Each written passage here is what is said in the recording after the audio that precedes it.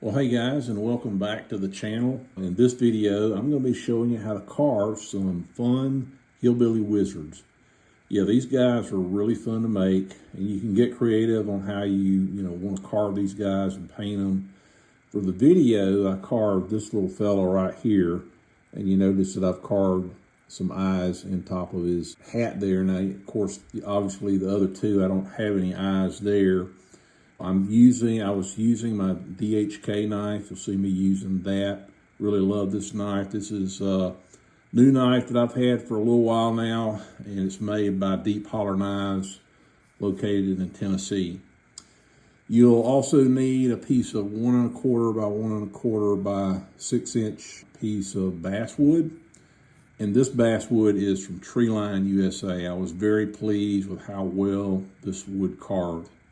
Overall, these guys are very simple. There's no arms, no legs or feet.